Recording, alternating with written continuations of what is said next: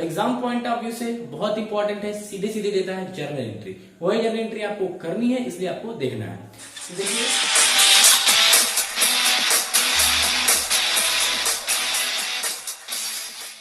Students, welcoming to your my YouTube channel commerce score. बेटा start करते हैं आज का टॉपिक फटाफट। लास्ट टॉपिक क्या था बेटा?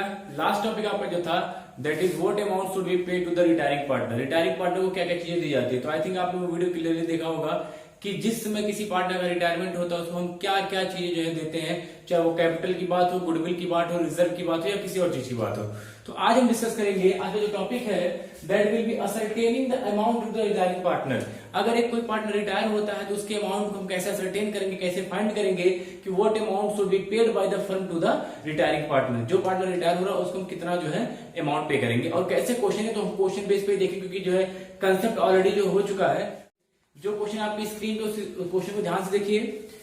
क्वेश्चन है आपका बेटा A, B and C there are three partners sharing profit in the ratio 3:2:1। I think you can see कि 3:1 रेशियो है। Their balance sheet as at 31st March 2020 2020 की जो बैलेंस शीट वो गिवन है। लाइबिलिटीज एंड असेट्स गिवन है, sundry creditor, general reserve, capital and asset side में cash in hand, cash at bank, sundry debtor, stock in hand, machinery and building. C retire हो रहा from business on 1 April 2020। 1 April 2020 को C का retirement हो रहा है। It was agreed that the amount due to him will be paid to 30 जून 2021। अगर वो 1 April 2020 को उसका जो है रिटायरमेंट हो जाएगा, बट उसके रिटायरमेंट के बाद जो आपको पेमेंट करना होगा कब करना है? 30 जून 2021 को। और अभी आपका में 2020 में है, मतलब अगर पुराना वीडियो आपने देखा होगा तो आपको पता है कि जब हम पार्टनर का जो है पेमेंट नहीं कर पाते हैं तो टोटल अमाउंट कहां पे ट्रांसफर हो जाता है? The total amount will be transfer to the partner's loan account. तो वो भी आगे देखा जाएगा। It was also agreed to adjust the value of assets and as follows, provide for doubtful डेब्ट 5% ऑन डेटर। तो आपको डेटर पे 5% का प्रोविजन क्रिएट करना है। Reduce stock by 5% to machinery and 10%। तो 5% स्टॉक को और मशीनरी को 10% से रिड्यूस करना है।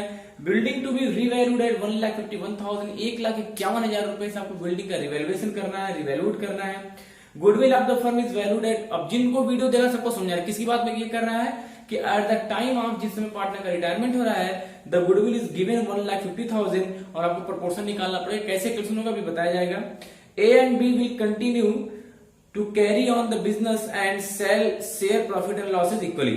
तो ए और बी ने डिसाइड किया कि ए और बी के बीच जो प्रॉफिट शेयरिंग रेशियो है दैट विल बी इक्वली। तो इक्वली मतलब न्यू प्रॉफिट दिया है, ओल्ड आपको पता ही है, तो आपको क्या निकालना पड़ेगा? गेनिंग रेशियो निकालना पड़ेगा, क्योंकि आपको गुडविल का प्रोपोर्शन देना है। पास journal entry and prepare revaluation account, profit and loss account and partners capital account and partners loan account. तो आपको पार्टनर्स का कैपिटल अकाउंट बनाना है। तो चलिए फटाफट स्टार्ट करते हैं। हाँ बेटा, तो आपने स्क्रीन पे क्वेश्चन देख लिया, वेरी गुड। फटाफट देखते हैं अब कैसे करना है। एक्चुअली चैलेंज क्या है कि चैलेंज है इस क्वेश्चन में आपको करनी जर्नल एंट्री, और उस जर्नल एंट्री के लिए आपको ध्यान देना होगा। तो पहला इंफॉर्मेशन है, क्या इंफॉर्मेशन है? आपने देखा क्या कि जर्नल एंट्री के लिए आपको रिवैल्यूएशन करना है, और रिवैल्यूएशन का रूल क्या होता है? अगर आपका असेट्स बढ़ेगा तो रिवैल्यूएशन 2 में जाएगा, असेट्स घटेगा तो रिवैल्यूएशन बाय में जाएगा। तो चलिए स्टार्ट करते हैं। रिवैल्यूएशन के लिए पहला इंफॉर्मेशन, प्रोवाइड फॉर डाउटफुल डेब्ट 5% ऑन डेटर। आपके डेटर पे 5% का क्या करना है?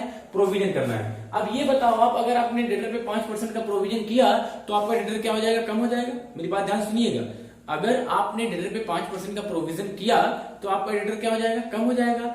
और असेट्स अगर कम होता है तो किस साइड से कम होता है? डेबिट करके, क्रेडिट करके। ये तो 11th का ही नेचर है कि असेट्स को बढ़ाना है तो डेबिट कर देना और घटाना है तो क्रेडिट कर देना है। यहां पे असेट्स आपका घटेगा तो 2 साइड में चला जाएगा। क्या लिखा जाएगा? टू प्रोविजन फॉर डाउटफुल डेब्ट। टू प्रोविजन फॉर डाउटफुल, अभी मैं ऊपर भी रख रहा हूं, टेंशन ना लीजिए। टू प्रोविजन फॉर डाउटफुल डेब्ट कितना करना है? 5%, और अंदर जो डेटर गिवन है दैट इज 90,000। तो 90,000 का 5% कितना हो जाएगा? 4,500। इसलिए मैंने यहाँ पे रिवैल्यूएशन भी नहीं रखा, हो सकता है कोई और भी अमाउंट हो, क्योंकि ऊपर तो रिवैल्यूएशन ही जाएगा। रिवैल्यूएशन अकाउंट, रिवैल्यूएशन अकाउंट आपका जाएगा 4,500, लेकिन अभी और पढ़ लेते हैं।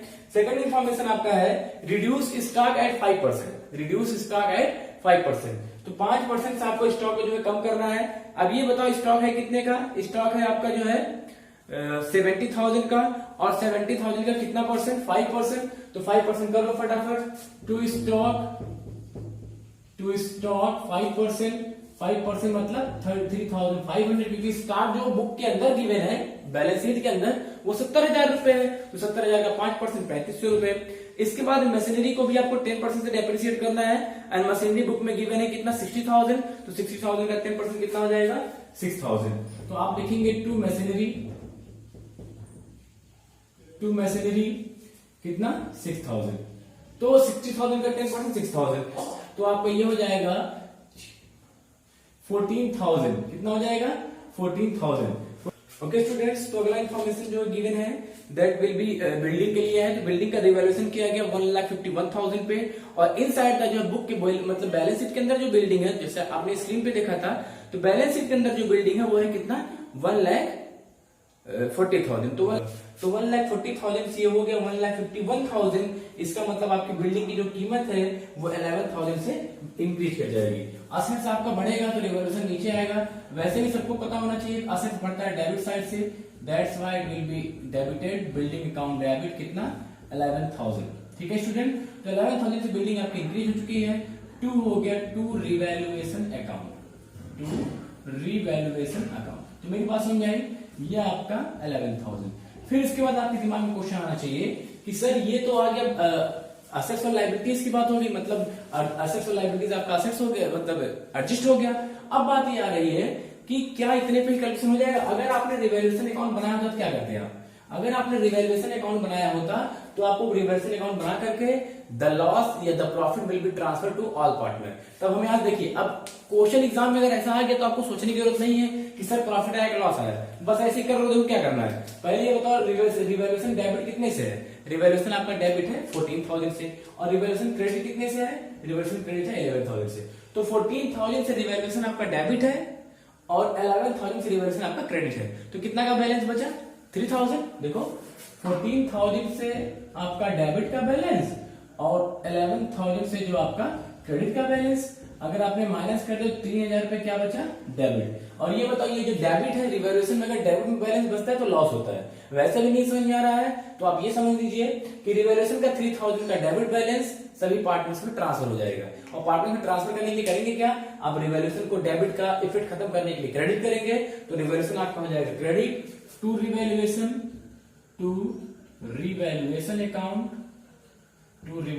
अकाउंट कितना 3,000 रुपए, और इसको ट्रांसफर कर देंगे। पार्टनर्स का नाम क्या था बेटा, ABC to A's capital account debit, B's capital account debit, C's capital account debit. ये कर देंगे। रेशियो क्या था बेटा, रेशियो आपका था बेटा 3:1, और 3:1 के अकॉर्डिंग अगर आप डिवाइड करेंगे 3,000 को तो इनके फेवर में जाएगा 1,500 रुपए, इनको मिलेगा 1,000 और इनको मिलेगा 500। आपको क्या देख लीजिएगा 3,000 में कौन सा रेशियो अप्लाई करना है 3:1 रेशियो अप्लाई करेंगे तो इनके फेवर में 1,500 और 1,000 और 500। तो ये आपका रिवैल्यूएशन का 3 पॉइंट हो गया। पहला रिवैल्यूएशन की एसेट्स का डिक्रीज करना, दूसरा रिवैल्यूएशन के एसेट्स को इंक्रीज करना, रिवैल्यूएशन के अमाउंट को कंपेयर करना। 3,000 रुपए का एक एक्सेस डेबिट बच रहा था, उस डेबिट को क्रेडिट करके खत्म करके सभी पार्टनर्स से कैपिटल में अमाउंट को ट्रांसफर करना। तो यहां आप दिखा सकते हैं being loss transfer to partners' capital, ऐसे दिखा दीजिए being loss transfer to partners' capital. तो ये कर लीजिएगा, ठीक है। अब इसके बाद बात आ रही है कि अब हम देखें सर अब क्या करना है, क्योंकि जनरल एंट्री एग्जाम देखो भैया, एग्जाम पॉइंट ऑफ व्यू से बहुत इंपॉर्टेंट है। मैं फिर से बोल रहा हूं, एग्जाम पॉइंट ऑफ व्यू से बहुत इंपॉर्टेंट है, सीधे सीधे देता है जनरल एंट्री। वही जनरल एंट्री आपको करनी है, इसलिए आपको देखना है। तो ध्यान से देखिए अपनी बुक में अगर आपने देखा या क्वेश्चन में अगर आपने देखा तो क्वेश्चन की रिगार्डिंग क्या है कि जनरल रिजर्व गिवन है। क्या गिवन है, जनरल रिजर्व, और ये जनरल रिजर्व ट्रांसफर हो जाना चाहिए पार्टनर्स के कैपिटल में, ठीक है। सभी पार्टनर्स के कैपिटल में एंट्री क्या होती है, कोई भी रिजर्व होगा डेबिट हो जाएगा, तो जनरल रिजर्व अकाउंट डेबिट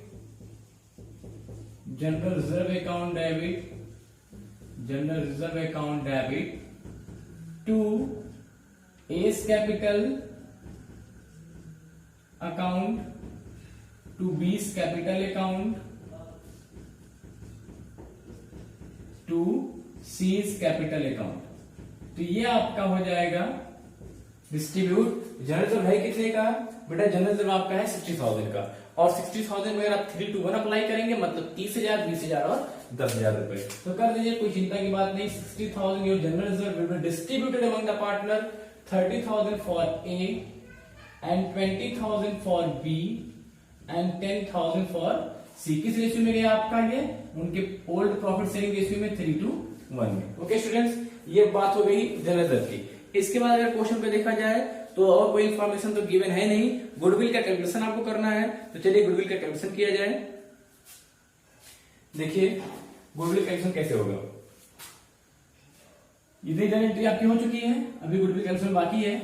तो क्वेश्चन में जो है वो गिवन है टोटल गुडविल। टोटल गुडविल कितना गिवन है बेटा? टोटल गुडविल जो गिवन है दैट आर 1,50,000। पूरे फर्म की गुडविल कितनी है? 1,50,000 रुपए। और इसके बाद जो है आपको निकालना पड़ेगा सी शेयर ऑफ गुडविल, क्योंकि सी रिटायर हो रहा है। C share of goodwill, C share of goodwill कितना हो जाएगा?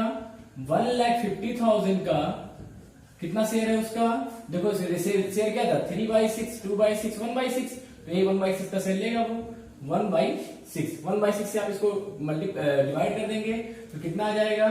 6 2 जा 12, 3 6 5 जा 30। तो 25,000 गुडविल का किसको चाहिए? सी को चाहिए। अब आपने अगर पुरानी वीडियो देखी है तो आप समझ गए होंगे कि सर गुडविल का पैसा वही देगा जिसने इसके शेयर को गेन किया है।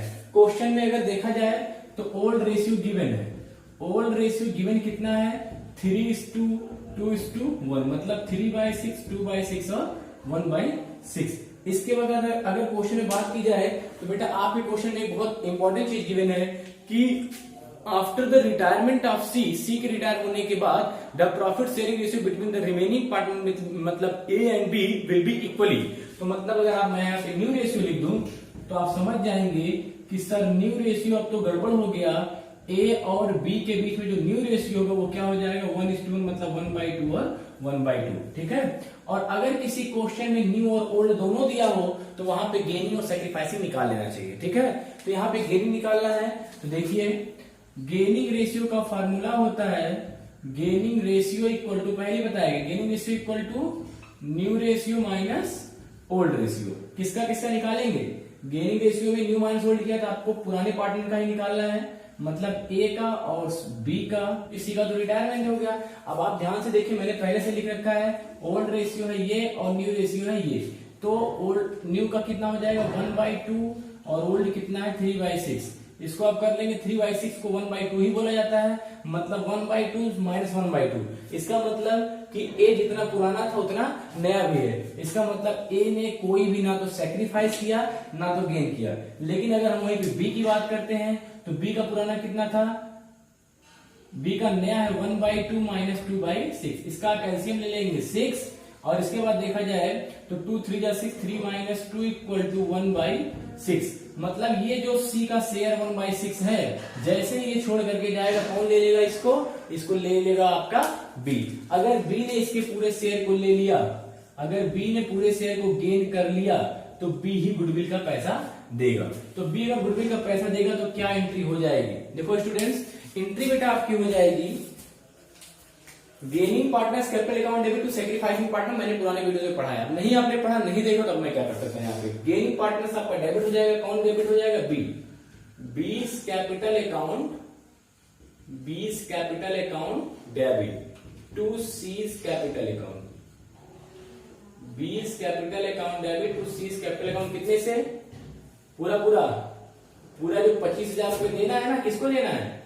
सी को जो 25,000 रुपए देना है उसकी पूरी व्यवस्था कौन करेगा? बी को करना पड़ेगा। क्यों? क्योंकि सी के द्वारा से छोड़ा गया शेयर किसने ले लिया? बी ने ले लिया। तो 25,000 एंड 25,000। तो being amount of goodwill given by B to the retiring partner या टू सी। तो आप डिस्क्रिप्शन जो है आप उसको जो है नरेशन मेंटेन कर लेंगे। तो इतना आपका हो चुका है। आफ्टर दैट अब आपको कुछ करना है नहीं, अब आपको बनाना है जो है पार्टनर्स का कैपिटल अकाउंट और पार्टनर्स का लोन अकाउंट, इसका बैलेंस शीट। तो पार्टनर्स का कैपिटल अकाउंट और लोन अकाउंट में इतना पहले आप नोट कर लीजिए ताकि एक्सेस करने में कोई दिक्कत ना हो पा रही हो। बेटर अंडरस्टैंडिंग में आप ये क्वेश्चन जो है एक बार फिर से आपकी स्क्रीन पे कर देता हूं। तो क्वेश्चन आप देख लीजिए उसको। उसमें देख लीजिए कैपिटल कैसे कैसे रखना। आप अगर ध्यान से देखेंगे तो कैपिटल से देखिए लायबिलिटी साइड में दिख रहा है आपको capital account A B C, देखिए 1 लाख 1 लाख 1 लाख रुपए। तो सबसे पहला काम यही होता है कि बैलेंस शीट के अंदर से कैपिटल रखना। तो ओके स्टूडेंट्स, चलिए देखा जाए बैलेंस शीट के अंदर से कैपिटल रखेंगे हम। क्या रखा जाएगा capital? By balance BD, by balance BD. सबसे पहला काम होता है, मेन काम जो होता है वो कैपिटल रखने का होता है। 1 लाख 1 लाख 1 लाख रुपए का उसको मेंटेन कर लीजिए। 1 लाख फॉर ईच। तो ये थोड़ा सा आसान है, रखना आसान है, बाकी ज्यादा वो ना करिए। ये आपने कैपिटल रख रखा है। इसके बाद क्या है, आपने ध्यान दिया होगा तो रिवैल्यूएशन अकाउंट में क्या हुआ था? रिवैल्यूएशन अकाउंट में लॉस हुआ था। तो बाई साइड रख दे, सही रहेगा भैया, टू साइड जाएगा। तो आपको पता होना चाहिए कि रिवैल्यूएशन बाय नहीं बल्कि टू जाएगा, क्योंकि लॉस ऑन रिवैल्यूएशन था। तो क्योंकि आपने एंट्री क्या किया था वहां पे, पार्टनर्स कैपिटल अकाउंट में टू रिवैल्यूएशन, तो टू रिवैल्यूएशन जाएगा। टू रिवैल्यूएशन अकाउंट, ये लॉस का पैसा मैं आपको लिख देता हूं। अगर याद होगा आपको 1500, 1000 एंड 5000, तो ये आपकी जो है लॉस का 1500, 1000 एंड 500। इसके बाद जो बात हो रही है वो हो रही है बाई जनरल रिजर्व की। जिनको याद होगा वो तुरंत उनकी जुबान पे आगे सर जनरल रिजर्व भी था। जनरल रिजर्व कितना था? एक के फेवर में 30,000 था, दूसरे के फेवर में 20,000 था, और तीसरे के फेवर में जो है वो कितना था? वो 10,000 था। ये भी आपने जो है देखा होगा। इसके बाद गुडविल की जब बात आई थी, याद अभी जनरल एंट्री पास किए। जनरल एंट्री में क्या पास किया था? Sorry, B's capital account debit to C's capital for the purpose of goodwill. तो बाई क्या एंट्री थी? ये देखो एंट्री थी, 20 capital account debit to C's capital. तो सी वाले में क्या जाएगा? By 20 capital, by 20 capital account, by 20 capital account. C वाले में कितना? 25,000 रुपया। ये 25,000 बी को क्यों मिला? 25,000 बी ने सी को क्यों दिया? क्योंकि बी ने पूरा गुडविल का पैसा मतलब पूरा जो है गेन किया था। सी के शेयर को किसने गेन किया था? बी ने। That's why B have to pay the amount of goodwill to the retiring partner by 20 capital 25,000। तो सी वाले में बाई बी, तो बी वाले में टू सी। ये तो लेजर का रूल है, to C's capital, to C's capital. देखो बी वाले में से 25,000 रुपए निकाल दो। ये कैपिटल एडजस्टमेंट होता है, एक में से निकल करके दूसरे में चला गया। तो 25,000 रुपए यहां से निकला और सीधे चला गया इसके अकाउंट में। तो ये आप ध्यान दीजिएगा। इसके बाद और कोई इन्फॉर्मेशन तो है नहीं, आपने सारा चीज जो है डन कर रखा है, ठीक है। तो सारी चीजें डन कर रखा, आगे देखते हैं। तो बाकी कोई इन्फॉर्मेशन है तो आप फटाफट इसको कैलकुलेट कर दीजिए, टोटल कर दीजिए, टोटल कर दीजिए फटाफट, टोटल कर दीजिए, दोनों साइड टोटल कर लीजिए।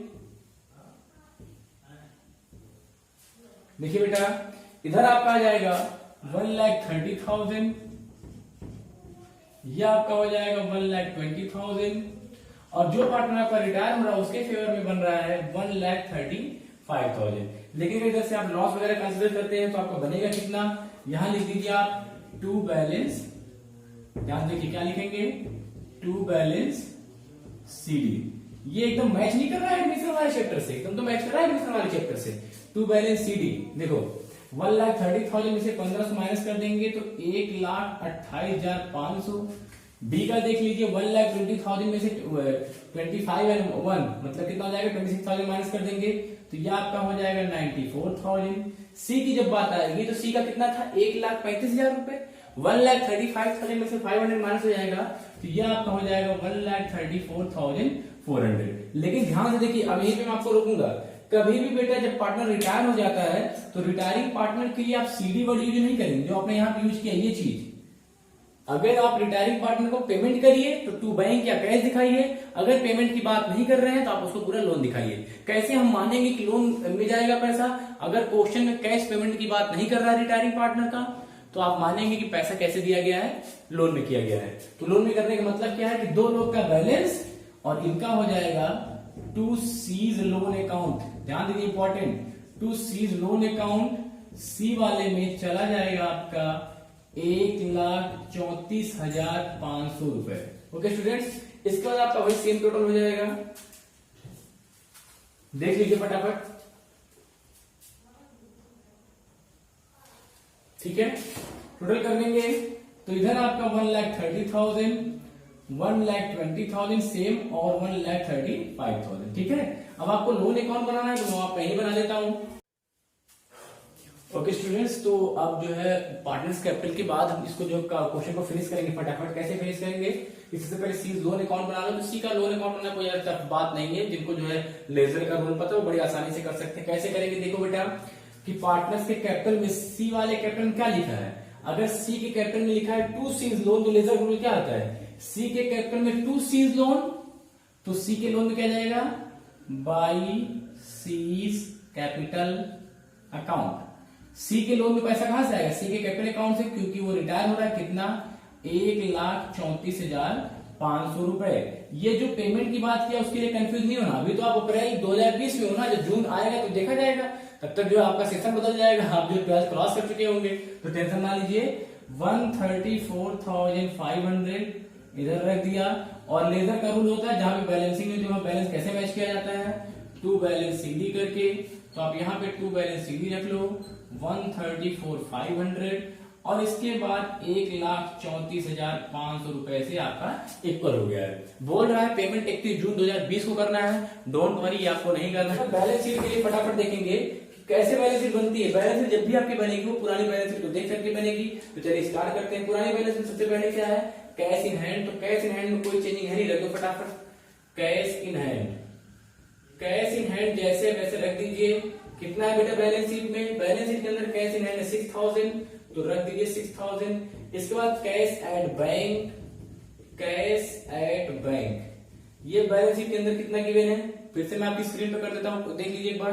कैश एट बैंक कितना गिवन है 10,000, तो 10,000।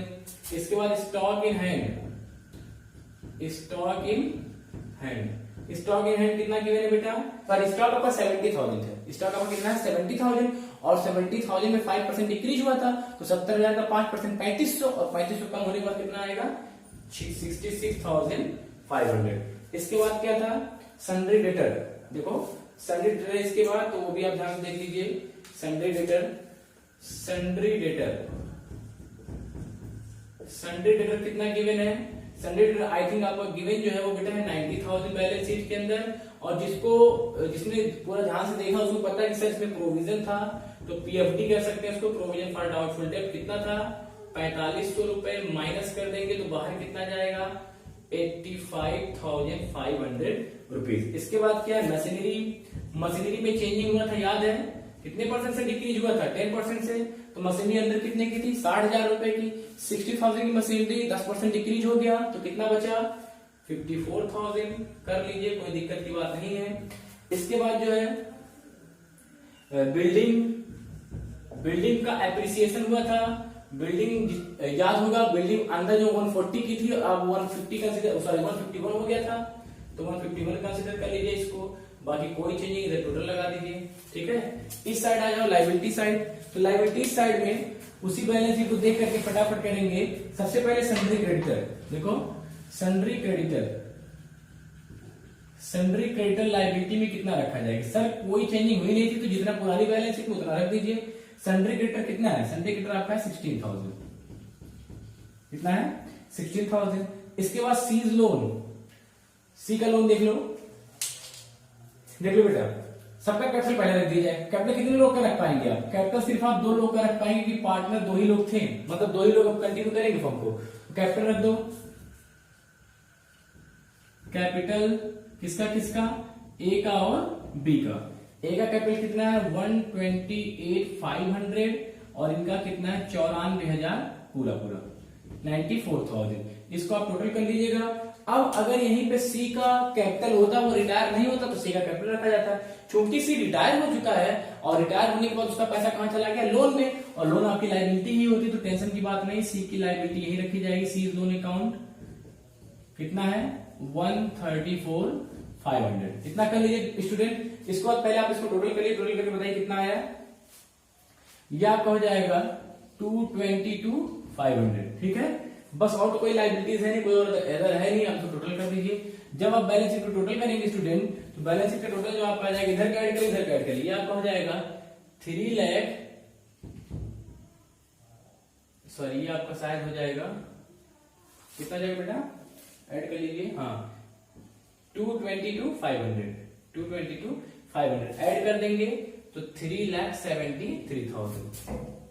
इधर भी और इधर भी 3,73,000। इतना आप नोट कर लीजिए, फिर मैं आगे बता रहा हूँ। Students, so thanks for watching. Next video में आपका डिस्कस किया जाएगा बेटा कि जो पार्टनर्स का लोन अकाउंट होता है इसका पेमेंट किस्त में कैसे होता है, मतलब इंस्टॉलमेंट पेमेंट कैसे होता है, और वो आपके रिटायरमेंट का लास्ट टॉपिक होगा जो कि एग्जाम में कई बार आ चुका है कि पार्टनर्स जो रिटायर हो जाता है उसका क्या मेंटेन करना रहता है आपको, लोन अकाउंट। और वो लोन अकाउंट जो होगा वो कई इंस्टॉलमेंट में आपको 3-4 साल 5 साल में जो पे करना रहेगा। That's why wait for the next video. Thank you very much.